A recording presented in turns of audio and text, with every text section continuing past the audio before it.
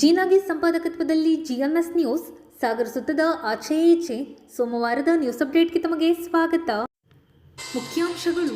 ಇನ್ಮುಂದೆ ಅಂಬಾರಗುಡ್ಲು ಕಳಸವಳ್ಳಿ ಸೇತುವೆ ಸಿಗಂದೂರು ಶ್ರೀ ಚೌಡೇಶ್ವರಿ ಸೇತುವೆ ಎಂದು ಘೋಷಣೆ ಮಾಡಿದ ಕೇಂದ್ರ ಸಚಿವ ನಿತಿನ್ ಗಡ್ಕರಿ. ನವೆಂಬರ್ ಒಳಗೆ ಸಾಗರ ಬಿಎಚ್ ರಸ್ತೆ ಲೋಕಾರ್ಪಣೆ ಎಂದ ಕೇಂದ್ರ ಸಾರಿಗೆ ಸಚಿವರು. ಚದರವಳ್ಳಿ ಪರಮೇಶ್ವರ್ ಪ್ರಸನ್ನ ಕೆರೆಕೈ ಹೋರಾಟ ನೆನಪಿಸಿಕೊಂಡ ಕೇಂದ್ರ ಸಚಿವ ಪ್ರಹ್ಲಾದ್ ಜೋಶಿ. ಆಗುಂಬೆ ಘಾಟ್ನಲ್ಲಿ ಸುರಂಗ ಮಾರ್ಗ ರಚನೆಗೆ ಯಡಿಯೂರಪ್ಪ ಮನವಿ. ಹಸಿರು ಮಕ್ಕೆಗೆ ಯಡಿಯೂರಪ್ಪ 55 ಕೋಟಿ ರೂಪಾಯಿ ಬಿಡುಗಡೆ ಮಾಡಿದ್ದು, ಈಗಿನ ಸರ್ಕಾರ ಕೇವಲ 18 ಕೋಟಿ ರೂಪಾಯಿ ಬಿಡುಗಡೆ ಮಾಡಿದೆ ಎಂದ ಸಂಸದ ರಾಘವೇಂದ್ರ. ಸೇತುವೆ ಲೋಕಾರ್ಪಣೆಯ ಈ ದಿನ ಬಂಗಾರದ ಅಕ್ಷರದಲ್ಲಿ ಬರೆದಿಡುವಂಥದ್ದು ಎಂದ ಕಾಗೋಡು ತಿಮ್ಮಪ್ಪ. ಶಕ್ತಿ ಯೋಜನೆಯಡಿ 500 ಕೋಟಿ ಮಹಿಳೆಯರ ಪ್ರಯಾಣ. ಸಾಗರದಲ್ಲಿ ಶಾಸಕರ ನೇತೃತ್ವದಲ್ಲಿ ಸಂಭ್ರಮ. ಗ್ಯಾರಂಟಿ ಟೀಕಿಸಿದವರಿಗೆ ಮಹಿಳೆಯರು ತಕ್ಕ ಉತ್ತರ ನೀಡಿದ್ದಾರೆಂದ ಶಾಸಕರು. ಜಗತ್ತಿಗೆ ಕರ್ನಾಟಕದ ಗ್ಯಾರಂಟಿ ಮಾದರಿಯಾಗಿದೆ ಎಂದ ಜಯಂತ್. ಈಗ ಸುದ್ದಿಯ ವಿವರ. ಅಂಬಾರಗುಡ್ಲು ಕಳಸವಳ್ಳಿ ಸೇತುವೆ ಹಿನ್ನೀರಿನ ಜನರ ತ್ಯಾಗಕ್ಕೆ ದೊರೆತ ಸಣ್ಣ ಪ್ರತಿಫಲವಾಗಿದೆ. ಈ ಸೇತುವೆಯನ್ನು ಸಿಗಂದೂರು ಶ್ರೀ ಚೌಡೇಶ್ವರಿ ಸೇತುವೆ ಎಂದು ನಾಮಕರಣ ಮಾಡುವುದಾಗಿ ಕೇಂದ್ರ ಭೂ ಸಾರಿಗೆ ಸಚಿವ ನಿತಿನ್ ಗಡ್ಕರಿ ತಿಳಿಸಿದರು. ಸಾಗರದ ನೆಹರು ಮೈದಾನದಲ್ಲಿ ರಾಷ್ಟ್ರೀಯ ಹೆದ್ದಾರಿ ಪ್ರಾಧಿಕಾರದ ವತಿಯಿಂದ ಹಮ್ಮಿಕೊಳ್ಳಲಾಗಿದ್ದ ಅಂಬಾರಗುಡ್ಲು ಕಳಸವಳ್ಳಿ ಸೇತುವೆ ಲೋಕಾರ್ಪಣೆ ಹಾಗೂ ರಾಜ್ಯದ 10 ಜಿಲ್ಲೆಗಳ 2,000 ಕೋಟಿ ರೂಪಾಯಿಗೂ ಅಧಿಕ ಮೊತ್ತದ ವಿವಿಧ ಕಾಮಗಾರಿಗೆ ಶಂಕುಸ್ಥಾಪನೆ ಹಾಗೂ ಉದ್ಘಾಟನೆ ನೆರವೇರಿಸಿ ಅವರು ಮಾತನಾಡುತ್ತಿದ್ದರು. ಕೇಂದ್ರ ಸಚಿವ ಪ್ರಹ್ಲಾದ್ ಜೋಶಿ, ಮಾಜಿ ಮುಖ್ಯಮಂತ್ರಿ ಬಿಎಸ್ ಯಡಿಯೂರಪ್ಪ, ಮಾಜಿ ವಿಧಾನಸಭಾಧ್ಯಕ್ಷ ಕಾಗೋಡು ತಿಮ್ಮಪ್ಪ, ಸಂಸದ ಬಿವೈ ರಾಘವೇಂದ್ರ ಮಾತನಾಡಿದರು. ವೇದಿಕೆಯಲ್ಲಿ ಕೋಟಾ ಶ್ರೀನಿವಾಸ್ ಪೂಜಾರಿ, ಕ್ಯಾಪ್ಟನ್ ಬ್ರಿಜೇಶ್ ಚೌಟಾಲ, ಶಾಸಕರಾದ ಅರೆಗ ಜ್ಞಾನೇಂದ್ರ, ಬಿವೈ ವಿಜಯೇಂದ್ರ, ಗುರುರಾಜ್ ಗಂಟಿಹೊಳಿ, ಸಿಮೆಂಟ್ ಮಂಜು, ಚನ್ನಬಸಪ್ಪ, ಡಾಕ್ಟರ್ ಧನಂಜಯ ಸರ್ಜಿ, ರುದ್ರೇಗೌಡ, ಡಿಎಸ್ ಅರುಣ್, ಭಾರತಿ ಶೆಟ್ಟಿ, ಮಾಜಿ ಸಚಿವ ಹರತಾಳು ಹಾಲಪ್ಪ, ಕುಮಾರಸ್ವಾಮಿ, ನಗರಸಭಾಧ್ಯಕ್ಷೆ ಮೈತ್ರಿ ಪಾಟೀಲ್, ಉಪಾಧ್ಯಕ್ಷೆ ಸವಿತಾ ಬಾಸು, ಚದರವಳ್ಳಿ ಪರಮೇಶ್ವರ್ ಇನ್ನಿತರರು ಹಾಜರಿದ್ದರು. जिस कार्यक्रम का भूमि पूजन करने का अवसर मुझे मिला, उसका उद्घाटन करने का भी अवसर मिल रहा है. आदरणीय येदियुरप्पा जी के आग्रह पर मैं यहाँ आया था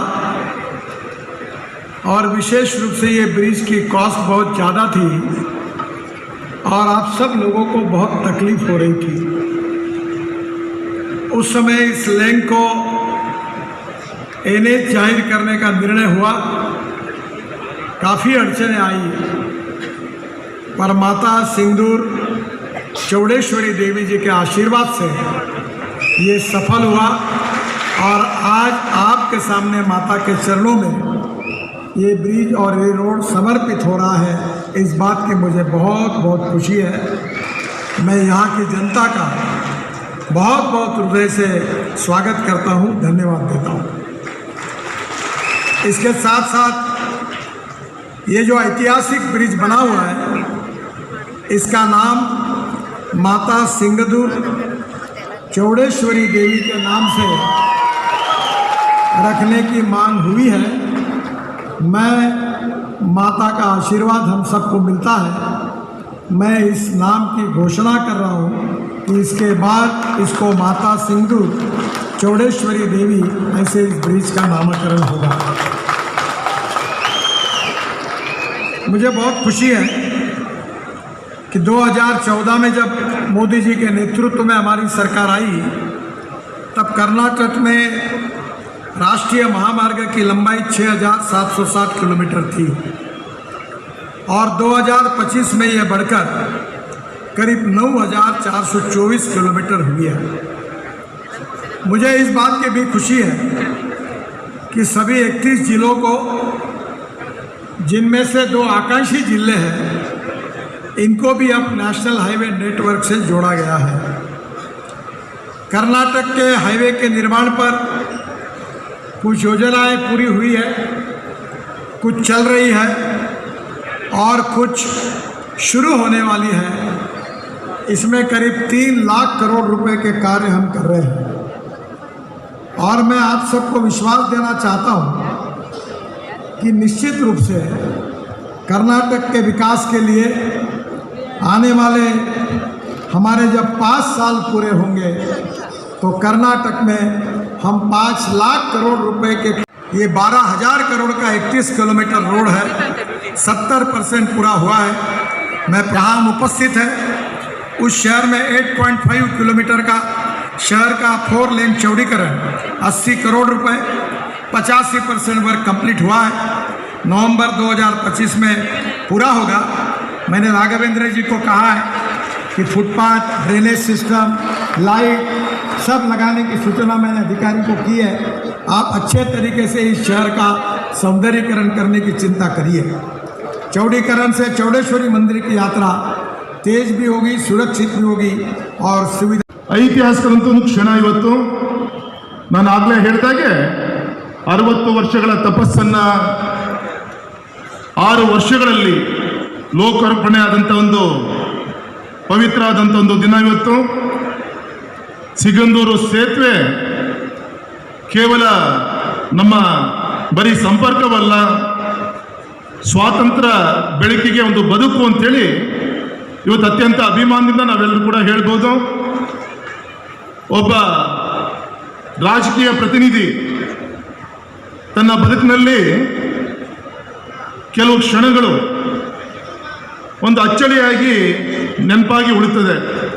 ಅದು ನಮ್ಮ ಪಾಲಿಗೆ ಯಾವುದೇ ಈ ವೇದಿಕೆ ಮೇಲಿಂದ ಎಲ್ಲ ರಾಜಕೀಯ ಮುತ್ಸದ್ದಿಗಳಿಗೆ, ಹಿರಿಯರಿಗೆ ನಮ್ಮ ಜೀವನದಲ್ಲಿ ಅಚ್ಚಳಿಯಾಗಿ ಉಳಿಯುವಂಥ ಒಂದು ಧೀಮಂತವಾದಂಥ ಒಂದು ಕೆಲಸ ಇವತ್ತು ನಮ್ಮ ಅಂಬರಗೋಡು ಕಳಸೋಳಿ ಸಿಗಂದೂರಿನ ಒಂದು ಸೇತುವೆ ಅಂತೇಳಿ ಅಭಿಮಾನದ ಪೂರ್ವಕ ನಾನು ಹೇಳಲಿಕ್ಕೆ ಇಚ್ಛೆ ಪಡ್ತೇನೆ.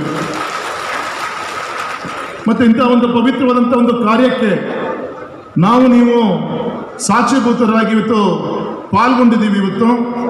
ಮತ್ತು ಇವತ್ತಾದಂಥ ಸೇತುವೆ ಕೇವಲ ನಮ್ಮ ತಾಂತ್ರಿಕ ಶಿಲ್ಪ ಆಗದೆ, ಇದು ಬೆಳಕಿಗೆ ಹೋರಾಡಿದಂಥ ತಲೆಮಾರುಗಳ ಒಂದು ಕನಸನ್ನು ನೆನೆಸುವಂಥ ಒಂದು ಪವಿತ್ರವಾದಂಥ ಒಂದು ಕಾರ್ಯ. ಬಂಧುಗಳೇ, ತಮಗೆ ಈ ಐತಿಹಾಸಿಕ ಒಂದೊಂದು ಸಂದರ್ಭದಲ್ಲಿ ಈ ಭಾಗದಲ್ಲಿ ಸಾಕಷ್ಟು ಜನ ಭೂಮಿ ಕಳ್ಕೊಂಡ್ರು, ಜೀವನವನ್ನು ಕಳ್ಕೊಂಡ್ರು. ಅದು ನಿಮಗೆ ಗೊತ್ತಿದೆ. ಈ ನಾಡಿಗೋಸ್ಕರ ಶರಾವತಿ ಕಣಿವೆಯಲ್ಲಿ ಉತ್ಪಾದನೆ ಆಗುವಂಥ ಏನು ವಿದ್ಯುತ್ ಉತ್ಪಾದನೆ ಆಗಬೇಕು ಅಂತೇಳಿ ಜಲ ವಿದ್ಯುತ್ ಉತ್ಪಾದನೆ ಆಗ್ತಾ ಇದೆ.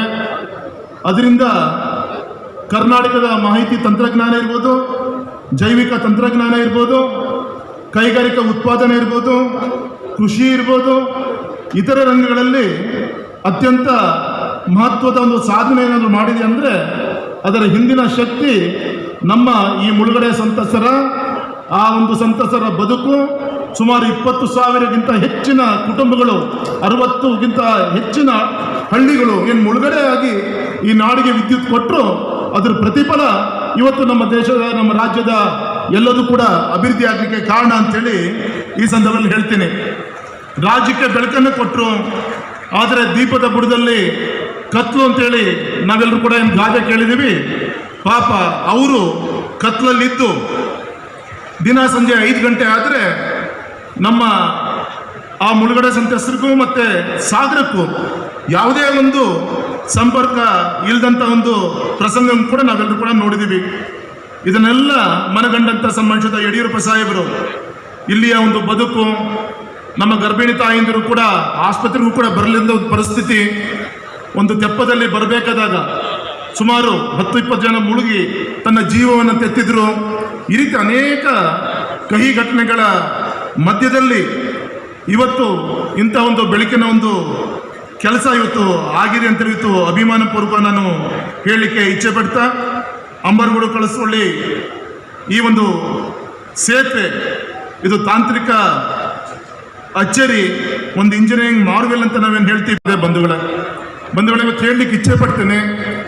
ಹಿಂದೂ ಕೂಡ ತೆರಿಗೆ ಕಟ್ತಾ ಇದ್ರು, ಇವತ್ತು ಕೂಡ ತೆರಿಗೆ ಕಟ್ತಾ ಇದ್ದಾರೆ. ಹಿಂದೆ ಯಾಕೆ ಅಭಿವೃದ್ಧಿ ಕೆಲಸ ಆಗಲಿಲ್ಲ, ಇವತ್ತು ಹೇಗೆ ಆಗ್ತಿದೆ ಅನ್ನಲಿಕ್ಕೆ ತಾವೆಲ್ಲರೂ ಕೂಡ ಚಿಂತನೆಯನ್ನು ಮಾಡಬೇಕು. ಬಂಧುಗಳೇ, ಇವತ್ತು ನಿಮ್ಮ ಕಣ್ಮುಂದಿರುವಂಥ ಕಳಸೋಳಿ ಸಿಗಂದೂರು ಸೇತುವೆ ಸುಮಾರು 480 ಕೋಟಿ ವೆಚ್ಚವನ್ನು ಮಾಡಿ ಸೇತುವೆ ಆಯಿತು.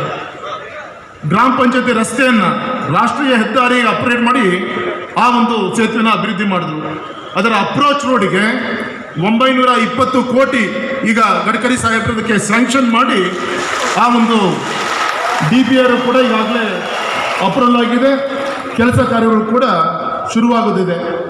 ಅದೇ ರೀತಿ ತಾವು ಆಶ್ಚರ್ಯ ಪಡ್ತೀರಿ, ನಮ್ಮ ಹೊಸನಗರದಿಂದ ಕೊಲ್ಲೂರಿಗೆ ಹೋಗುವಂಥ ರಸ್ತೆ ಮಾವಿನಕೊಪ್ಪದಿಂದ ಆಡ್ಗೋಡಿಗೆ ಸುಮಾರು 315 ಕೋಟಿ ಖರ್ಚು ಮಾಡಿ ಸುತ್ತ ಸೇತುವೆ ಅಂಥೇಳಿ 1.5 ಕಿಲೋಮೀಟರ್, ಬೆಕ್ಕೋಡಿ ಸೇತುವೆ 3/4 ಕಿಲೋಮೀಟರ್, ಈ ಎರಡೂ ಸೇತುವೆಗಳ ಈಗಾಗಲೇ ನಿರ್ಮಾಣ ಆಗಿದೆ.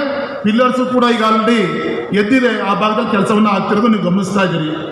ಮೂರನೇದು, ನಮ್ಮ ಹಾಲಪ್ಪನವರ ಅವಧಿಯಲ್ಲಿ ಪಟುಕೊಪ್ಪ ಸೇತುವೆ 2019ರಲ್ಲಿ ಯಡಿಯೂರಪ್ಪನವರ ನೇತೃತ್ವದಲ್ಲಿ ಅದು ಉದ್ಘಾಟನೆ ಆಗಿದ್ದು ನಿಮಗೆಲ್ಲರೂ ಕೂಡ ಗೊತ್ತಂತ ವಿಚಾರ.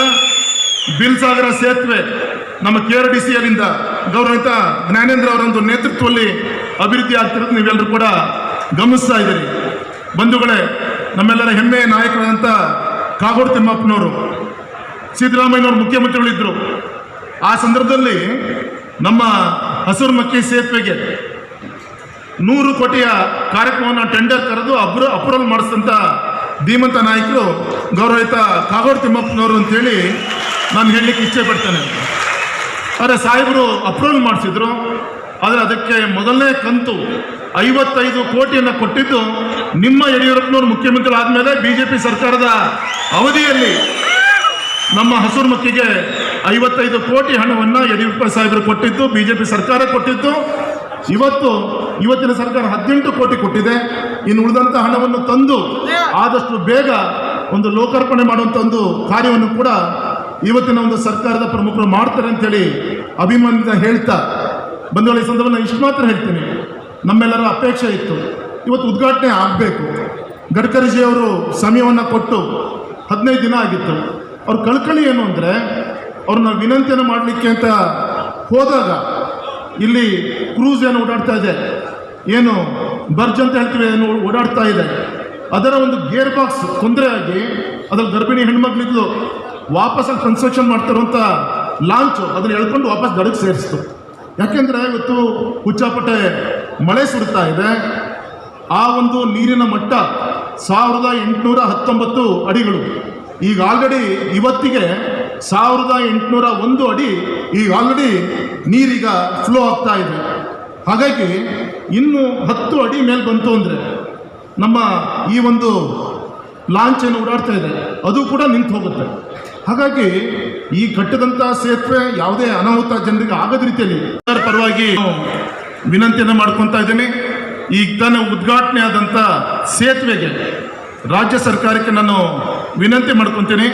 ಸಿಗಂದೂರು ಚೌಡೇಶ್ವರಿಯ ಹೆಸರನ್ನು, ಪ್ರಪೋಸಲನ್ನು ತಾವು ಕೇಂದ್ರಕ್ಕೆ ಕಳಿಸ್ಕೊಟ್ರೆ ಅದಕ್ಕೆ ಆ ಹೆಸರನ್ನು ನಮ್ಮ ಗಡ್ಕರಿಜಿಯವರು ಆ ಹೆಸರನ್ನು ಪ್ರತಿಷ್ಠಾಪನೆಯನ್ನು ಮಾಡ್ತಾರೆ ಅಂತೇಳಿ ಈ ಸಂದರ್ಭದಲ್ಲಿ ಅಭಿಮಾನಪೂರ್ವಕವಾಗಿ ಹೇಳ್ತಾ ಮತ್ತೊಮ್ಮೆ ಈ ಕಾರ್ಯಕ್ರಮ ಉದ್ಘಾಟನೆ ಮಾಡಿಕೊಟ್ಟಂಥ ಎಲ್ಲ ಹಿರಿಯರನ್ನ ಅಂಬರಗೋಡ್ಲು ಕಳಸವಳ್ಳಿ ಸಿಂಗದೂರು ಸಂಪರ್ಕ ಕಲ್ಪಿಸುವ ಈ ಸುಂದರ ಭವ್ಯ ಸೇತುವೆಯಿಂದ ಉದ್ಘಾಟನೆಗೊಂಡು ಲೋಕಾರ್ಪಣೆಗೊಂಡಿದೆ. ಈ ಸಂತೋಷದ ಹಾಗೂ ಸಾರ್ಥಕ ಸಮಾರಂಭದಲ್ಲಿ ನಿಮ್ಮೆಲ್ಲರ ಜೊತೆ ಇರುವುದು ನನಗೆ ಅತ್ಯಂತ ಸಂತೃಪ್ತಿಯನ್ನು ತಂದಿದೆ. ನಾನು ಸಂಸತ್ ಸದಸ್ಯನಾಗಿದ್ದಾಗ ಅನುಮೋದನೆಗೊಂಡ ಈ ಯೋಜನೆ ಇಂದು ಸಾಕಾರಗೊಂಡಿದೆ. ಈ ಸೇತುವೆ ಈ ಭಾಗದ ನಮ್ಮ ಜನರ ಬಹುದಿನಗಳ ಕನಸು, ಬಹು ವರ್ಷಗಳ ಬೇಡಿಕೆ ಇಂದು ನನಸಾಗಿದೆ. ಶರಾವತಿ ನೀರಿನಿಂದಾಗಿ ಸ್ಥಳಾಂತರಗೊಂಡ ಸಂತ್ರಸ್ತರ ನ್ಯಾಯ ಮತ್ತು ಗೌರವಕ್ಕೆ ಈ ಸೇತುವೆ ಸಾಕ್ಷಿಯಾಗಿದೆ. ನಮ್ಮ ಜಿಲ್ಲೆಗೆ ಮಾತ್ರವಲ್ಲ, ಇಡೀ ರಾಜ್ಯಕ್ಕೆ, ಇಡೀ ದೇಶಕ್ಕೆ ಈ ಸೇತುವೆ ಒಂದು ಪ್ರಗತಿಯ ಐತಿಹಾಸಿಕ ಮೈಲಿಗಲ್ಲಾಗಲಿದೆ. ಇದು ಕೇವಲ ಸೇತುವೆಯಲ್ಲ, ಇದು ಜನರ ವಿಶ್ವಾಸ, ಜನಪ್ರತಿನಿಧಿಗಳ ನಿರಂತರ ಪರಿಶ್ರಮ ಮತ್ತು ಅಭಿವೃದ್ಧಿಯ ಪರಿಕಲ್ಪನೆಯ ಸಾಕಾರವಾಗಿದೆ. ಹೆಮ್ಮೆಯ ಪ್ರಧಾನಮಂತ್ರಿ ಶ್ರೀ ನರೇಂದ್ರ ಮೋದಿಯವರ ನೇತೃತ್ವದಲ್ಲಿ ಇವತ್ತು ಇಡೀ ದೇಶ ಶ್ರಮಿಸ್ತಾ ಇದೆ. ಹಾಗೆಯೇ ನಮ್ಮ ಕೇಂದ್ರ ಸಚಿವರಾದ ನಿತಿನ್ ಗಡ್ಕರಿಜಿಯವರು ವಿಶೇಷವಾಗಿ ಕರ್ನಾಟಕದ ಎಲ್ಲ ಅಭಿವೃದ್ಧಿ ಯೋಜನೆಗಳಿಗೆ ನಿರಂತರ ಬೆಂಬಲ ನೀಡುತ್ತಾ ಬಂದಿದ್ದಾರೆ. ಅವರ ಸಮರ್ಥ ನಾಯಕತ್ವ ಮತ್ತು ದೂರದೃಷ್ಟಿಯಿಂದಾಗಿ ನಮ್ಮ ರಾಜ್ಯದಲ್ಲಿ ಮಾತ್ರವಲ್ಲ, ಇಡೀ ರಾಜ್ಯದಲ್ಲಿ ರಸ್ತೆ ಅಭಿವೃದ್ಧಿ ಕಾರ್ಯಗಳು ವೇಗವಾಗಿ ನಡೀತಾ ಇದೆ. ಹಾಗೆಯೇ ನಮ್ಮ ಪ್ರಹ್ಲಾದ್ ಜೋಶಿಯವರು ಕೂಡ ರಾಜ್ಯದ ಎಲ್ಲ ಅಭಿವೃದ್ಧಿ ಯೋಜನೆಗಳಿಗೆ ಸದಾ ಬೆನ್ನೆಲುಬಾಗಿ ನಿಂತಿದ್ದಾರೆ. ಒಂದು ಕಡೆ ನಿಜವಾದ ನಾಯಕತ್ವ ಅಂತ ಹೇಳಿದ್ರೆ ಆ ನಾಯಕತ್ವ ಅಂದರೆ ಜನರ ಸೇವೆ, ಜನಸೇವೆಗಿಂತ ದೊಡ್ಡದು ಯಾವುದೂ ಇಲ್ಲ. ಸಬ್ಕಾ ಸಾಥ್ ಸಬ್ಕಾ ವಿಕಾಸ್ ಇದು ನಮ್ಮ ಧ್ಯೇಯ. ನಾವು ಅಧಿಕಾರದಲ್ಲಿ ಇಲ್ಲದಿರಲಿ ಜನಸೇವೆ ನಮ್ಮ ಗುರಿ, ನಮ್ಮ ಕರ್ತವ್ಯ. ರಾಜ್ಯದ ಸರ್ವಾಂಗೀಣ ಅಭಿವೃದ್ಧಿಗಾಗಿ ಶ್ರೀ ನರೇಂದ್ರ ಮೋದಿ ನೇತೃತ್ವದ ಸರ್ಕಾರ ಬದ್ಧವಾಗಿದೆ. ಈ ಸೇತುವೆ ಅದಕ್ಕೊಂದು ಉದಾಹರಣೆ. ಈ ಸಂದರ್ಭದಲ್ಲಿ ರಾಜ್ಯದ ಜನತೆಯ ಪರವಾಗಿ ನಮ್ಮ ಪ್ರಧಾನಮಂತ್ರಿಗಳಲ್ಲಿ ಮತ್ತು ಇಲ್ಲಿ ಉಪಸ್ಥಿತಿರುವ ಕೇಂದ್ರ ಸಚಿವರಲ್ಲಿ ರಾಜ್ಯದ 3 ಪ್ರಮುಖ ಯೋಜನೆಗಳ ಅನುಮೋದನೆ ನೀಡಿ ಆದಷ್ಟು ಶೀಘ್ರದಲ್ಲಿ ಅನುಷ್ಠಾನಗೊಳಿಸಬೇಕೆಂದು ಮನವಿ ಸಲ್ಲಿಸಿದ್ದೇನೆ. ಅವುಗಳಲ್ಲಿ ಒಂದು, ಎಲ್ಲ ಹವಾಮಾನಗಳಿಗೂ ಸುಗಮವಾಗಿ ಸಂಚರಿಸಬಹುದಾದಂಥ, ಮುಖ್ಯವಾಗಿ ನಮ್ಮ ಕರಾವಳಿ ಮತ್ತು ಮಧ್ಯ ಕರ್ನಾಟಕಕ್ಕೆ ನಿರಂತರ ಸಂಪರ್ಕ ಕಲ್ಪಿಸುವ ಆಗುಂಬೆ ಘಾಟ್ನಲ್ಲಿ ಸುರಂಗ ಮಾರ್ಗ ನಿರ್ಮಾಣ. ಇನ್ನೊಂದು,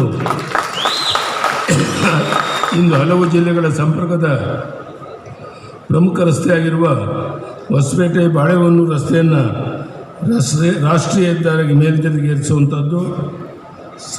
ಸಂಚಾರ ದಟ್ಟಣೆ ನಿವಾರಿಸಲು ಶಿವಮೊಗ್ಗ ವರ್ತುಲ ರಸ್ತೆಯ ಉತ್ತರ ಬೈಪಾಸ್ ಪೂರ್ಣಗೊಳಿಸಬೇಕು ಎಂದು ಸನ್ಮಾನ್ಯ ಸಚಿವರಲ್ಲಿ ಕೋರಿಕೆ ಸಲ್ಲಿಸಿದ್ದೇವೆ.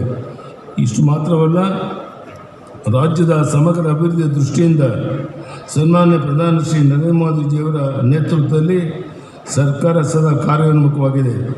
ಈ ಹೆಮ್ಮೆ ಸಂತೋಷದ ಸಂದರ್ಭದಲ್ಲಿ ಈ ಯೋಜನೆ ಸಾಕಾರಗೊಳಿಸಿದ ನಮ್ಮ ಸನ್ಮಾನ್ಯ ಪ್ರಧಾನಮಂತ್ರಿ ಶ್ರೀ ನರೇಂದ್ರ ಮೋದಿಜಿಯವರಿಗೆ, ಸಚಿವ ನಿತಿನ್ ಗಡ್ಕರಿ ಅವರಿಗೆ, ನಿರಂತರ ಸಹಕಾರ ನೀಡಿದ ಪ್ರಹ್ಲಾದ್ ಜೋಶಿ ಅವರಿಗೆ ಮತ್ತು ಇದಕ್ಕಾಗಿ ಹಗಲಿರುಳು ಶ್ರಮಿಸಿದ ಈ ಭಾಗದ ಸಂಸತ್ ಸದಸ್ಯ ರಾಘವೇಂದ್ರ ಅವರಿಗೆ ಮತ್ತೊಮ್ಮೆ ಸಮಸ್ತ ಜನತೆಗೆ ನಾನು ಕೃತಜ್ಞತೆ ಸಲ್ಲಿಸ್ತೇನೆ. ವಿಕಸಿತ ಭಾರತದ ನಿರ್ಮಾಣದ ನಿಟ್ಟಿನಲ್ಲಿ ಕರ್ನಾಟಕದ ವಿಕಾಸಕ್ಕೆ ನಾವೆಲ್ಲರೂ ಕೈ ಜೋಡಿಸೋಣ ಎನ್ನುವ ಪ್ರಾರ್ಥನೆಯೊಂದಿಗೆ ನಿಮ್ಮೆಲ್ಲರೂ ವಂದಿಸಿ ಇವತ್ತಿನ ಈ ಕಾರ್ಯಕ್ರಮ ಸಾಗರದ ಇತಿಹಾಸದಲ್ಲಿ ಬಂಗಾಳದಿಂದ ಬರೆದಂಥ ಒಂದು ಕಾರ್ಯಕ್ರಮ.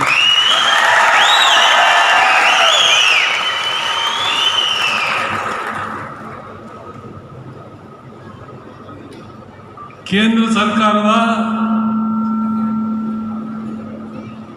ಒಬ್ಬ ಹಿರಿಯರು ಮಂತ್ರಿಗಳು ಆದಂಥ ಗಡ್ಕರಿ ಅವರಿಗೆ ನಾನು ವಿಶೇಷವಾದಂಥ ರೀತಿಯಲ್ಲಿ ಕೃತಜ್ಞತೆಯನ್ನು ಸಲ್ಲಿಸ್ತೇನೆ. ಡೆಲ್ಲಿಯಿಂದ ಸಾಗರಕ್ಕೆ ಬಂದು ಈ ಒಂದು ಸೇತುವೆಯನ್ನು ಉದ್ಘಾಟನೆ ಮಾಡಿಕೊಟ್ಟಿದ್ದಾರೆ. ನಮಗೆ ದೇವರು ಶಾಶ್ವತವಾದಂಥ ಪರಿಹಾರವನ್ನು ಒದಗಿಸಿಕೊಟ್ಟಿದ್ದಾರೆ. ಕಾಯ್ತಾ ಇದ್ದೀವಿ ಎಂತ ಆಗುತ್ತೆ ಇದು ಅಂತ. ಅವರು ಬಂದು ಇವತ್ತು ಈ ಕೆಲಸ ಮಾಡಿಕೊಟ್ಟದ್ದು ನಮ್ಮ ಶಿವಮೊಗ್ಗ ಜಿಲ್ಲೆಗಷ್ಟೇ ಅಲ್ಲ, ಕರ್ನಾಟಕ ರಾಜ್ಯಕ್ಕೂ ಕೂಡ ಒಂದು ಹೆಮ್ಮೆಯ ಕಾರ್ಯಕ್ರಮ. ಈ ಕಾರ್ಯಕ್ರಮವನ್ನು ಉದ್ಘಾಟನೆ ಮಾಡಿ ನಮ್ಮೆಲ್ಲರಿಗೂ ಆಶೀರ್ವಾದ ಮಾಡಿರ್ತಕ್ಕಂಥ ಗಡ್ಕರಿ ಅವರಿಗೆ ನಾನು ಶಾಶ್ವತವಾದಂಥ ನಮಸ್ಕಾರವನ್ನು ಮಾಡ್ತೇನೆ. ನಾವು ಕಾಯ್ತಾ ಇದ್ವಿ, ಕಣ್ಣೀರು ಹಾಕ್ತಾ ಇದ್ವಿ, ಯಾವಾಗ ಆಗುತ್ತೆ. ಆದರೆ ನಮ್ಮ ಊರಿಗೆ ಬಂದು ನಮ್ಮ ಕಣ್ಣೀರನ್ನು ಒರೆಸಿ ಸೇತುವೆ ಉದ್ಘಾಟನೆಯೂ ಮಾಡಿ ಅಲ್ಲಿಂದ ಮುಂದೋಗಿ ನಮ್ಮ ದೇವಸ್ಥಾನವನ್ನು ಪೂಜೆನೂ ಮಾಡಿ ನಮ್ಮೆಲ್ಲರಿಗೂ ಆಶೀರ್ವಾದ ಮಾಡಿರ್ತಕ್ಕಂಥ ಗಡ್ಕರಿ ಅವರಿಗೆ ನಾವು ಎಷ್ಟು ಕೃತಜ್ಞತೆಯನ್ನು ಹೇಳಿದ್ರೆ ಸಾಕಾಗಲ್ಲ. ಇವತ್ತು ಅವರು ಎಷ್ಟೇ ಕೆಲಸ ಕಾರ್ಯಗಳಿದ್ದಾಗಿ ಕೂಡ ಕೆಲಸದಿಂದ ಮುಕ್ತಾಯಕ್ಕೆ, ಕೆಲಸಕ್ಕೆ, ಜನರ ಉಪಯೋಗಕ್ಕೆ ಸಿದ್ಧವಾಗಿರ್ತಕ್ಕಂಥ ಒಂದು ಸೇತುವೆಯನ್ನು ಉದ್ಘಾಟನೆ ಮಾಡಿಕೊಟ್ಟಿದ್ದಾರೆ. ಅವರಿಗೆ ಸಾಗರ ಜನರ ಇಡೀ ಕರ್ನಾಟಕ ರಾಜ್ಯದ ಜನರ ಪರವಾಗಿ ಅವರ ಕಾಲಿಗೆ ನಾನು ನಮಸ್ಕಾರ ಮಾಡ್ತೇನೆ. ನಿಮ್ಮನ್ನು ನಾವು ಎಂದೂ ಮರೆಯೋಕ್ಕಾಗೋದಿಲ್ಲ. ಇವತ್ತು ಒಂದು ಸಣ್ಣ ತಪ್ಪು ಆಗೋಯ್ತು ಅಂತ ನನಗೆ ಆಗ್ತೈತಿ. ಆ ಸೇತುವೆ ಬದಿಗೆ ಅವ್ರ ಹೆಸರು ಹಾಕಬೇಕು, ಈಗಲಾದರೂ ಮಾಡಬೇಕು. ಯಾಕಂದರೆ ಇದು ಶಾಶ್ವತವಾಗಿ ಉಳಿಯುವಂಥ ಕೆಲಸ ಅವ್ರು ಬಂದು ಮಾಡಿಕೊಟ್ಟಿದ್ದಾರೆ. ಅವರಿಗೆ ನಾನು ಕೃತಜ್ಞತೆ ಹೇಳ್ತೀನಿ. ಹೆಚ್ಚು ಮಾಡ್ತಾಳೋದಕ್ಕೆ ನನಗೆ ಆಗ್ತಾಯಿಲ್ಲ. ಇಷ್ಟು ಮಾತು ಹೇಳಿ ಅವರು ಇಲ್ಲಿಗೆ ಬಂದು ಅಷ್ಟು ದೂರ ಡೆಲ್ಲಿಯಿಂದ ಇಲ್ಲಿಗೆ ಬಂದು ಆ ಸೇತುವೆಯನ್ನು ಉದ್ಘಾಟನೆ ಮಾಡಿಕೊಟ್ಟದ್ದು ನಮ್ಮ ಇಡೀ ಕರ್ನಾಟಕ ರಾಜ್ಯಕ್ಕೆ ಒಂದು ಆಶೀರ್ವಾದ ಮಾಡಬೇಕಾಗಿದೆ. ಅಂಬಾರಗೊಡ್ಲು ನನಗೆ ಹೆಸರು ಸರಿ ನೆನಪಿಲ್ಲ. ರಾಘವೇಂದ್ರ ಪರಮೇಶ್ವರ್ ಅಂತ ಒಬ್ಬರು ಇದ್ದರು ಇಲ್ಲಿ. ಅವರು ಹೋರಾಟ ಶುರು ಮಾಡಿದ್ರು. ಅದಾದ ನಂತರ ನಮ್ಮ ರಾಘವೇಂದ್ರ ಅವರ ಇದರಲ್ಲಿ ನಿಮಗೆ ಒಂದು ನಮಸ್ಕಾರ. ಅದಾದ ನಂತರ ನಮ್ಮ ಇಲ್ಲಿಯ ಸ್ಥಳೀಯ ಹುಡುಗ ಒಬ್ಬವ ನಮ್ಮ ರಾಘವೇಂದ್ರ ಯಡಿಯೂರಪ್ಪನವರ ಬಹಳ ಆಪ್ತನೇ ಹೌದವನು, ಪ್ರಸನ್ನ ಅಂತ ಹೇಳಿ. ಅವನು ಈ ಹೋರಾಟ ಸಮಿತಿಯ ಅಧ್ಯಕ್ಷತೆ ವಹಿಸಿದ. ನನಗೆ ಗೊತ್ತಿಲ್ಲ, ನಾನು 17-18ರಲ್ಲಿ ಇಲ್ಲಿ ಬಂದಾಗ ನನಗೆ ಅಲ್ಲಿ ಆ ಕಡೆ ಕರ್ಕೊಂಡು ಹೋದ್ರು ಒಂದು ಊರಿಗೆ. ಅಲ್ಲಿ ಸಿಗಿಸಾಕಿಸ್ಬಿಟ್ರು. ನೋಡ್ರಿ ಜನ ದಿವಸ ಹೆಂಗೆ ಮಾಡ್ತಾರಂತ ಹೇಳಿ, ನಿಮ್ಗೆ ಗೊತ್ತಾಗಲಿ ಅಂಥೇಳಿ. ಸೊ ಅದಾದ ನಂತರ ರಾಘವೇಂದ್ರ ಅವರು ಉಪಚುನಾವಣೆಯಲ್ಲಿ ಮತ್ತೊಮ್ಮೆ MP ಆದ ನಂತರ ಯಡಿಯೂರಪ್ಪನವರು ರಾಘವೇಂದ್ರ ಅವರು ಸತತವಾಗಿ ಫಾಲೋ ಅಪ್ ಮಾಡಿದರು. ಈ ಪ್ರಸನ್ನ ಅನೇಕ ಸತ್ಯ ಆತನೂ ಡೆಲ್ಲಿಗೆ ಬಂದ. ಯಾಕಂದ್ರೆ ರಾಘವೇಂದ್ರ ಏನು ಮಾಡ್ತಾ ಇದ್ರು, ತಾವು ಮೊದಲು ಒತ್ತಾಯ ಮಾಡ್ತಾ ಇದ್ರು, ಆಮೇಲೆ ಈ ಡೆಲಿಗೇಷನ್ ಕಳಿಸ್ತಾ ಇದ್ರು. ಹಾಗಾಗಿ ಇವರ ಎಲ್ಲರ ಒಟ್ಟ ಹೋರಾಟದ ಪರಿಣಾಮ ಅವತ್ತು ಒಂದು ಸರ್ತೆ ಸಿಕ್ಕಾಕೊಂಡಾಗ ನನ್ನ ಜೊತೆಗೆ ದಿವಂಗತ ಭಾನುಪ್ರಕಾಶ್ ಅವರು ನನ್ನ ಜೊತೆಗೆ ಪ್ರಯಾಣ ಮಾಡ್ತಾ ಇದ್ರು. ಭಾನುಪ್ರಕಾಶ್ ಅವರು ಹೇಳಿದರು, ನಿಮಗೆ ಇವತ್ತು ಕಷ್ಟದ ಅನುಭವ ಆಗಿದೆ, ನೀವು ಸ್ವಲ್ಪ ಈ ಪ್ರಯತ್ನಕ್ಕೆ ಕೈ ಜೋಡಿಸ್ರಿ ಅಂತ ಹೇಳಿ. ಹಾಗಾಗಿ ಮಾಡಿದ್ದು ಸನ್ಮಾನ್ಯ ಗಡ್ಕರಿ ಅವರು, ಬೆನ್ನತ್ತಿದ್ದು ರಾಘವೇಂದ್ರ ಅವರು, ಇಲ್ಲಿಯ ಜನ ಹೋರಾಟ ಸಮಿತಿಯವರು. ಆದರೆ ಇಷ್ಟು ದೊಡ್ಡ ಸಂಖ್ಯೆಯಲ್ಲಿ ಜನರಿಗೆ ಸಹಾಯ ಆಗಿದೆ. ಇವರೆಲ್ಲರಿಗೂ ನಾನು ಕೃತಜ್ಞತೆಯನ್ನು ಅರ್ಪಿಸ್ತೀನಿ. ಇವತ್ತು ಭಾನುಪ್ರಕಾಶ್ ಅವರು ನಮ್ಮ ಮಧ್ಯೆ ಇಲ್ಲ, ಅವರಿಗೆ ನಾನು ಶ್ರದ್ಧಾಂಜಲಿಯನ್ನು ಅರ್ಪಿಸ್ತೇನೆ. ಯಾಕಂದರೆ ಅವರು ಇದರ ಬಗ್ಗೆ ಹಲವಾರು ಬಾರಿ ನನಗೆ ನೆನಪನ್ನು ಮಾಡಿದರು. ಹಾಗಾಗಿ ಸ್ನೇಹಿತರೆ, ರಾಘವೇಂದ್ರ ಅವರು ನಾನು ಹೇಳಿದ್ದಲ್ಲ, ಯಾವುದೇ ಕೆಲಸ ಇರಲಿ ಭಾಳ ದೊಡ್ಡ ರೀತಿಯಲ್ಲಿ, ಭಾಳ ಹಿಂದೆ ಬೆನ್ನತ್ತಿ, ಒಂದು ಸ್ವಲ್ಪ ಹಾಸ್ಯಮಯವಾಗಿದ್ರೆ ಬೇತಾಳ ಬೆನ್ನತ್ತಿದಂಗೆ ಬೆನ್ನು ಹತ್ತಿ ಕೆಲಸವನ್ನು ಮಾಡಿಸ್ತಾರೆ. ಬೆನ್ನು ಬಿಡದ ಬೇತಾಳ ಅಂತಾರಲ್ಲ, ಆ ರೀತಿ ಕೆಲಸವನ್ನು ಮಾಡಿಸ್ತಾರೆ. ಹಾಗಾಗಿ ಈ ಕೆಲಸ ಆಗಿದೆ. ಅವರಿಗೆ ನಾನು ಅಭಿನಂದನೆಯನ್ನು ಸಲ್ಲಿಸ್ತೀನಿ. ಮೊದಲು SFCಯಲ್ಲಿ ರಿಜೆಕ್ಟ್, ಕೇವಲ ಇಷ್ಟು ಕಮ್ಮಿ ಜನಸಂಖ್ಯೆಗೆ ಯಾಕೆ ಮಾಡೋದು ಅಂತ ಹೇಳಿದರು. ಆದರೆ ಗಡ್ಕರಿ ಅವರು ಎಲ್ಲ ಆಫೀಸರ್ಗಳನ್ನು, ಬ್ಯೂರೋಕ್ರಾಟಿಕ್ ಎಲ್ಲ ನಿರ್ಣಯಗಳನ್ನು ಓವರ್ಟೇಕ್ ಮಾಡಿ ಅವರು ಈ ಬ್ರಿಡ್ಜ್ಗೆ ಅಪ್ರೂವಲನ್ನು ಕೊಟ್ಟು ಶಂಕುಸ್ಥಾಪನೆಯನ್ನು ಮಾಡಿ ಇವತ್ತು ಉದ್ಘಾಟನೆಯನ್ನು ಮಾಡ್ತಾ ಇದ್ದಾರೆ. ಇದಕ್ಕೆ ಕಾರಣ ಇವತ್ತು ದೇಶದಲ್ಲಿರುವಂತಹ ನರೇಂದ್ರ ಮೋದಿ ನೇತೃತ್ವದಲ್ಲಿ ಇವತ್ತೇನಿದೆ, ಮೋದಿ ಹೈತೋ ಮುಮ್ಕಿನ್ ಹೈ ಅನ್ನುವಂಥ ಮಾತೇನಿದಿಲ್ಲ, ಅದನ್ನು ಗಡ್ಕರಿಯವರು ಕೂಡ ಸಾಧ್ಯ ಮಾಡಿ ತೋರಿಸಿದ್ದಾರೆ ಅನ್ನುವಂಥ ಮಾತನ್ನು ಹೇಳ್ತೀನಿ. ಹಾಗಾಗಿ ಹಲವಾರು ಇವತ್ತು ಗ್ಯಾರಂಟಿ ಯೋಜನೆ ಬಗ್ಗೆ ಟೀಕೆ ಮಾಡಿದ ಬಿಜೆಪಿಗೆ ರಾಜ್ಯದ ಮಹಿಳೆಯರು ಶಕ್ತಿ ಯೋಜನೆ ಮೂಲಕ ಸರಿಯಾಗಿ ಉತ್ತರ ನೀಡಿದ್ದಾರೆ. 5 ಕೋಟಿ ಮಹಿಳೆಯರು ಬಸ್ನಲ್ಲಿ ಪ್ರಯಾಣಿಸುವ ಮೂಲಕ ದಾಖಲೆ ನಿರ್ಮಿಸಿದ್ದಾರೆ ಎಂದು ಶಾಸಕ ಹಾಗೂ ಅರಣ್ಯ ಕೈಗಾರಿಕಾ ಅಭಿವೃದ್ಧಿ ನಿಗಮದ ಅಧ್ಯಕ್ಷ ಗೋಪಾಲಕೃಷ್ಣ ಬೇಳೂರು ತಿಳಿಸಿದರು. ಸಾಗರದ ಕೆಎಸ್ಆರ್ಟಿಸಿ ಬಸ್ ನಿಲ್ದಾಣದಲ್ಲಿ ಸೋಮವಾರ ಗ್ಯಾರಂಟಿ ಯೋಜನೆಯಡಿ ರಾಜ್ಯದಲ್ಲಿ 500 ಕೋಟಿ ಮಹಿಳೆಯರು ಪ್ರಯಾಣಿಸಿರುವ ಹಿನ್ನೆಲೆಯಲ್ಲಿ ಏರ್ಪಡಿಸಿದ್ದ ಕಾರ್ಯಕ್ರಮದಲ್ಲಿ ಅವರು ಕೆಎಸ್ಆರ್ಟಿಸಿ ಚಾಲಕ ನಿರ್ವಾಹಕರನ್ನು ಸನ್ಮಾನಿಸಿ ಪ್ರಯಾಣಿಕರಿಗೆ ಸಿಹಿ ವಿತರಿಸಿ ಮಾತನಾಡುತ್ತಿದ್ದರು. ತಾಲೂಕು ಗ್ಯಾರಂಟಿ ಸಮಿತಿ ಅಧ್ಯಕ್ಷ BR ಜಯಂತ್ ಮಾತನಾಡಿದರು. ವೇದಿಕೆಯಲ್ಲಿ ಮಕ್ಬುಲ್ ಅಹಮದ್, ಅಂಬಿಕಾ, ಸುರೇಶ್ ಬಾಬು, ಕಲಸೆ ಚಂದ್ರಪ್ಪ, ಸಾವಿತ್ರಮ್ಮ, ನಾಗರಾಜ್, ಮಹಾಬಲೇಶ್ವರ್ ಕೊಗ್ವೆ, ಲೋಕನಾಥ್, ಅನ್ವರ್ ಬಾಷಾ, ಮಹಾಬಲಕೌತಿ, ಭವ್ಯ ಇನ್ನಿತರರು ಹಾಜರಿದ್ದರು. ಮತ್ತೊಮ್ಮೆ ಜೋರಾಗಿ ಚಪ್ಪಾಳೆ ಕಟ್ಟುವ ಮೂಲಕ ಅವರಿಗೆ ಅಭಿನಂದನೆಯನ್ನು ಸಲ್ಲಿಸೋಣ.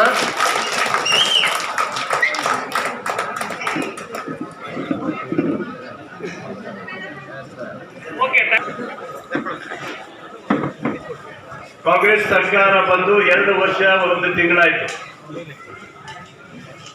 ಈ ಶುಭ ಸಂದರ್ಭದಲ್ಲಿ ನಾವು ಬರೋಕ್ಕಿಂತ ಮುಂಚೆ ಈ ರಾಜ್ಯದ ಜನರಿಗೆ ಒಂದು ಭರವಸೆ ಕೊಟ್ಟಂತ ಒಂದು ಸ್ಕೀಮ್ ಒಂದು ತಂದಿದ್ದೀವಿ. ಅದೇ ಗ್ಯಾರಂಟಿಯ ಒಂದು ಸ್ಕೀಮ್. ಅದರ ಇವತ್ತು 500 ಕೋಟಿ ಜನ ಈ ರಾಜ್ಯದಲ್ಲಿ ಪ್ರಯಾಣ ಮಾಡಿರುವ ನಮ್ಮ ಅಕ್ಕ ತಂಗಿಯರು, ನಮ್ಮ ತಾಯಿಯರು ಮಾಡಿರುವಂತ ಇವತ್ತಿಗೆ 500 ಕೋಟಿ ಜನ ಇವತ್ತು ಪ್ರಯಾಣ ಮಾಡಿದ ದಿನ ಇವತ್ತು. ಅದಕ್ಕಾಗಿ ಇವತ್ತಿನ ಒಂದು ಕಾರ್ಯಕ್ರಮಗಳನ್ನು ಹಮ್ಮಿಕೊಂಡಿದ್ದೀವಿ. ಇವತ್ತಿನ ಕಾರ್ಯಕ್ರಮದ ಘನ ಅಧ್ಯಕ್ಷತೆ ವಹಿಸಿಯಾಗುವಂಥ ವಿಚಾರದ ಇವತ್ತು ನಮ್ಮ ರಾಜ್ಯದಲ್ಲಿ 6 ಕೋಟಿ ಜನ ಮಾತ್ರ 6-6.5 ಕೋಟಿ ಜನ ಇದ್ದಾರೆ. ಆದರೆ ಪ್ರಯಾಣ ಮಾಡಿರುವಂಥ ಮಹಿಳೆಯರು 500 ಕೋಟಿ ಜನ ಅಂತ ಹೇಳಿದ್ರೆ ಇದು ಸಾಮಾನ್ಯ ಯೋಜನೆ ಅಲ್ಲ ಅಂತ ಇವತ್ತು ಹೆಮ್ಮೆಯಿಂದ ಹೇಳ್ತೀವಿ. ಯಾವ ಜನ ಇವತ್ತು ಈ 5 ಗ್ಯಾರಂಟಿಗಳನ್ನು ವಿರೋಧ ಮಾಡಿಕೊಂಡು ಬಂದರು, ಯಾವ ಪಕ್ಷದವರು ಇವತ್ತು 5 ಗ್ಯಾರಂಟಿಗಳನ್ನ ಟೀಕೆಯನ್ನ ಮಾಡಿದ್ರು, ಆ ಟೀಕೆ ಮಾಡಿದವರಿಗೆ ಇವತ್ತು ಸರಿಯಾದ ಉತ್ತರವನ್ನ ನನ್ನ ತಾಯಿಯವರು ಕೊಟ್ಟಿದ್ದಾರೆ ಅಂತ ಹೇಳಲಿಕ್ಕೆ ಇಷ್ಟಪಡ್ತೇನೆ. ಬಂಧುಗಳೇ, ಯಾತಕ್ಕಾಗಿ ನೀವು ಟೀಕೆ ಮಾಡ್ತೀರಿ? ಈ ರಾಜ್ಯದ 54,000 ಕೋಟಿಯನ್ನ ಒಂದು ವರ್ಷಕ್ಕೆ ವಿನಿಯೋಗ ಮಾಡ್ತಾ ಇದ್ದೀವಿ ನಾವು ಇವತ್ತು. ಇದು ಜನಸಾಮಾನ್ಯರಿಗೆ, ಮಹಿಳೆಯರ ಸಬಲೀಕರಣಕ್ಕೋಸ್ಕರ. ಇವತ್ತು ಮಹಿಳೆಯರು ಕೇವಲ ಅಲ್ಲಿ ಇಲ್ಲಿ ಸುತ್ತಾಡೋದಕ್ಕೆ ಅಲ್ಲ. ಇವತ್ತು ಒಬ್ಬರು ಬ್ಯಾಂಕಿಗೆ ಹೋಗೋರು ಇರ್ಬೋದು, ಸ್ಕೂಲಿಗೆ ಹೋಗುವಂಥ ಹೆಣ್ಣು ಮಕ್ಕಳು ಇರ್ಬೋದು, ಕೆಲಸಕ್ಕೆ ಹೋಗುವಂಥ ಕಾರ್ಮಿಕ ಇಲಾಖೆಗೆ ಹೋಗುವಂಥವ್ರು ಇರ್ಬೋದು, ಫ್ಯಾಕ್ಟ್ರಿಗೆ ಹೋಗುವಂಥವ್ರು ಇರ್ಬೋದು, ಮತ್ತೆ ನೌಕರಿಗಾಗಿ ಬೇರೆ ಬೇರೆ ಕಡೆ ಹೋಗುವಂಥವ್ರು ಇರ್ಬೋದು. ಎಲ್ಲರಿಗೂ ಮತ್ತು ಜನಸಾಮಾನ್ಯರ ಮಹಿಳೆ ಇವತ್ತು ಆರಾಮಾಗಿ ತನ್ನ ಎಲ್ಲ ಭಾಗದಲ್ಲಿ ಜಿಲ್ಲೆ ರಾಜ್ಯದ ಅತ್ಯಂತ ಓಡಾಡುವಂಥ ಶಕ್ತಿ ಒಂದು ಕೊಟ್ಟಂಥದ್ದು ಇವತ್ತು ಈ ಒಂದು ಯೋಜನೆ ಅಂತ ನನಗೆ ಹೆಮ್ಮೆಯಿಂದ ಹೇಳ್ತೀನಿ ಬಂಧುಗಳು. ಇವತ್ತು ಅದರ ಜೊತೆಗೆ ಸ್ತ್ರೀಶಕ್ತಿ ಸಂಘಗಳನ್ನು ಕಟ್ಟಿಕೊಂಡು ಇವತ್ತು ಎಲ್ಲ ದೇವಸ್ಥಾನಗಳಿಗೆ ಹೋಗೋ ಮೂಲಕ ಎಲ್ಲ ದೇವಸ್ಥಾನಗಳನ್ನ ನೋಡಿಕೊಂಡು ಪೂಜೆ ಮುಗಿಸ್ಕೊಂಡು ಇವತ್ತು ಬರುವಂಥ ದಿನಗಳನ್ನು ಸಹ ನಾವು ನೋಡಿದ್ದೀವಿ. ಅಂದರೆ ಮಹಿಳೆಯರಿಗೆ ಇಷ್ಟೊಂದು ಸುಲಭವಾಗಿ ಈ ಥರ ಬಸ್ ಸೌಲಭ್ಯ ಕೊಟ್ಟಂಥದ್ದು ನಿಜವಾದ ಸರ್ಕಾರ, ರಾಜ್ಯದ ನಮ್ಮ ಸರ್ಕಾರ, ಕಾಂಗ್ರೆಸ್ ಸರ್ಕಾರ ಅಂತ ಹೇಳಲಿಕ್ಕೆ. ಇದರ ಜೊತೆಗೆ ನಾನು ಅಧಿಕಾರಿ ಮಿತ್ರರಿಗೆ ಮತ್ತು ಇಲ್ಲಿಯ ಮ್ಯಾನೇಜರ್ ಇರ್ಬೋದು, ಇಲ್ಲಿಯ ನಮ್ಮ ಸಿಬ್ಬಂದಿ ವರ್ಗದವರು, ಡ್ರೈವರ್ ಮತ್ತು ಕಂಡಕ್ಟರ್ಗಳು ಇರ್ಬೋದು, ಇವರೆಲ್ಲರಿಗೂ ನಾವು ಸನ್ಮಾನ ಮಾಡಿದ್ದೀವಿ. ಯಾತಕ್ಕಾಗಿ ಸನ್ಮಾನ ಮಾಡಿದ್ದೀವಿ ಅಂತ ಹೇಳಿದ್ರೆ 500 ಕೋಟಿ ಜನರನ್ನ ಇವತ್ತು ಹೆಣ್ಣು ಮಕ್ಕಳನ್ನ ಕರೆದುಕೊಂಡು ಹೋಗಿ ಇವತ್ತು ಒಂದು ದೊಡ್ಡ ಸಾಧನೆ ಮಾಡಿ ರಾಜ್ಯ ಸರ್ಕಾರಕ್ಕೂ ಒಂದು ಹೆಸರು ತಂದು ಕೊಟ್ಟಿದ್ದೀರಿ, ನಮ್ಮ KSRTCಗೂ ಒಂದು ಹೆಸರು ತಂದು ಕೊಟ್ಟಂತ ಕೀರ್ತಿ ಕೊಟ್ಟಿದ್ದಕ್ಕೋಸ್ಕರ ನಿಮಗೆ ಇವತ್ತು ಇಲ್ಲೆಲ್ಲರಿಗೂ ನಾವು ಸನ್ಮಾನವನ್ನ ಮಾಡಿದ್ದೀವಿ. ಇವತ್ತು ಈ ದೇಶದಲ್ಲಿ ಇವತ್ತು ಬಡತನ ಬಹಳಷ್ಟಿದೆ. ಬಹಳ ಜನರಿಗೆ ಬಡತನ ಎನ್ನೋದು ಗೊತ್ತಿಲ್ಲ ಅಂತ ಮಾತಾಡ್ತಾರಲ್ಲ. ಯಾರು ಇವತ್ತು ನಮ್ಮ ಫ್ರೀಯಲ್ಲಿ ಟಿಕೆಟ್ ಅನ್ನ ತಗೊಂಡು ಓಡಾಡುವ ಕೆಲವು ಬಿಜೆಪಿಯ ಹೆಣ್ಣು ಮಕ್ಕಳು ಅದರಲ್ಲಿ ಒಂದು ವಾಟ್ಸಪ್ ಅಲ್ಲಿ ಹಾಕ್ತಾರೆ, ಇದು ಬೇಕಿತ್ತ ಆಯಮ್ಮನ ಫ್ರೀಯಾಗ ಹೋಗ್ತಾ ಇರ್ಬೇಕಾದ್ರೆ. ಅಂದ್ರೆ ಅವರಿಗೆ ಬಿಜೆಪಿಯ ವಿರೋಧ ಮಾಡಬೇಕೋಸ್ಕರ ಅಲ್ಲಲ್ಲಿ ವಾಟ್ಸಪ್ ಅಲ್ಲಿ ಫೇಸ್ಬುಕ್ ಅಲ್ಲಿ ಬಿಡ್ತಾರೆ. ನಿಜವಾದ ಇವತ್ತು ಹೆಣ್ಣು ಮಕ್ಕಳು ಯಾರ್ಯಾರು ಓಡಾಡ್ತಾರೆ ಅವ್ರು ಯಾರು ಇವತ್ತು ಬಿಟ್ಟಿಲ್ಲ, ಅವರಿಗೆ ಸಿಕ್ಕಿದೆ, ಆ ಖುಷಿ ತಂದಿದೆ. ಯಾರಾದ್ರೂ ಫ್ರೀ ಯಾರು ಕೊಡ್ತಾರ್ರಿ? ಇಲ್ಲಿಂದ ಬೆಂಗಳೂರುವರೆಗೆ, ಇಲ್ಲಿಂದ ಮಂಗಳೂರುವರೆಗೆ, ಇಲ್ಲಿಂದ ಇವತ್ತು ಬೆಳಗಾವಿವರೆಗೆ ಯಾವುದೇ ದೇವಸ್ಥಾನಕ್ಕೆ ಹೋಗ್ಲಿಕ್ಕೂ ಅವಕಾಶಗಳಿದೆ.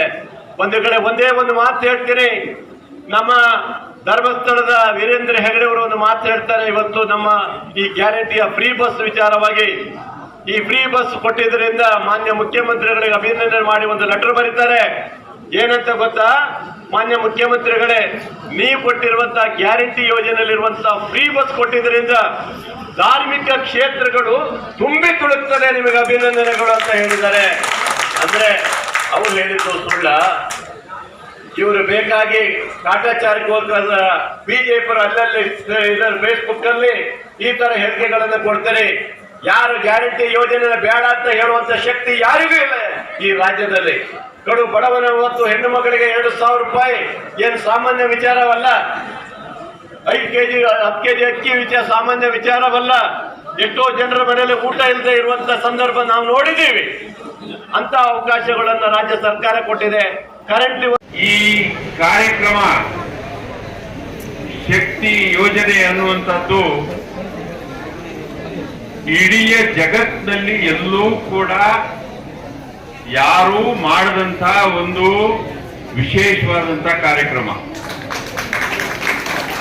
ಕರ್ನಾಟಕ ರಾಜ್ಯದಲ್ಲಿ ಸಿದ್ದರಾಮಯ್ಯನವರು ಮುಖ್ಯಮಂತ್ರಿ ಆದ್ಮೇಲೆ ಮತ್ತು ಡಿ ಕೆ ಶಿವಕುಮಾರ್ ಅವರು ಉಪಮುಖ್ಯಮಂತ್ರಿ ಆದ್ಮೇಲೆ ಅವರ ಕ್ಯಾಬಿನೆಟ್ ಮತ್ತು ನಮ್ಮೆಲ್ಲ ಶಾಸಕರು, ನಮ್ಮ ಕ್ಷೇತ್ರದ ಶಾಸಕರಾದ ಗೋಪಾಲ್ ಕೃಷ್ಣ ಬೇಳೂರು ಅವರ ಆದಿಯಾಗಿ ಅವರ ಸರ್ಕಾರ ಕೆಲವು ಕಾರ್ಯಕ್ರಮಗಳನ್ನ ಜಾರಿಗೆ ಕೊಟ್ಟಿದೆ. ಈ ಕಾರ್ಯಕ್ರಮಗಳು ಯಾವತ್ತೂ ಕೂಡ ಜನರಿಗೆ ನೆರವು ಕೊಡುವಂತ ಕಾರ್ಯಕ್ರಮಗಳು. ನಮ್ಮ ದೇಶದಲ್ಲಿ ಇಂದಿರಾ ಗಾಂಧಿಯವರ ಕಾಲದಿಂದಲೂ ಕೂಡ ಕಾಂಗ್ರೆಸ್ ಪಕ್ಷ ಅಧಿಕಾರಕ್ಕೆ ಬಂದಾಗಲೆಲ್ಲ ಜನಸಾಮಾನ್ಯರ ನೆರವಿನ ಕಾರ್ಯಕ್ರಮಗಳನ್ನ ಜಾರಿಗೆ ಕೊಡ್ತಾ ಬಂದಿದೆ. ಹಾಗೆಯೇ ಸಿದ್ದರಾಮಯ್ಯನವರು ಮುಖ್ಯಮಂತ್ರಿ ಆದ್ಮೇಲೆ ಕಾಂಗ್ರೆಸ್ ಸರ್ಕಾರ ಈ ಐದು ಗ್ಯಾರಂಟಿ ಯೋಜನೆಗಳನ್ನ ಘೋಷಣೆ ಮಾಡಿ ಸರ್ಕಾರದ ಸಂಪನ್ಮೂಲಗಳನ್ನ ಸಾಮಾನ್ಯ ಜನರಿಗೂ ಕೂಡ ಹಂಚಿಕೆ ಮಾಡುವುದರ ಮುಖಾಂತರ ಅವರ ನೆರವಿಗೆ ಬಂದಿದೆ ಅನ್ನೋದನ್ನ ನಾವು ಸಂತೋಷದಿಂದ ನಾವು ಎಲ್ಲರೂ ಕೂಡ ಒಪ್ಕೊಳ್ಬೇಕು. ಅದರಲ್ಲಿ ಗೃಹಲಕ್ಷ್ಮಿ ಯೋಜನೆ, ಶಕ್ತಿ ಯೋಜನೆ, 200 ಯೂನಿಟ್ನವರೆಗೆ ಉಚಿತ ವಿದ್ಯುತ್ತು, ಯುವ ಜನರಿಗೆ ಉದ್ಯೋಗ ಸಿಗುವವರೆಗೆ ಅವರಿಗೆ ಮಾಶಾಸನ ಮತ್ತು ಬಡವರಿಗೆ. ಇದು ಸೋಮವಾರದ ಸಮಗ್ರ ಸುದ್ದಿ. ನಿರಂತರ ಸುದ್ದಿಗಾಗಿ ನೋಡ್ತಾ ಇರಿ GNS ನ್ಯೂಸ್. ನಮಸ್ಕಾರ.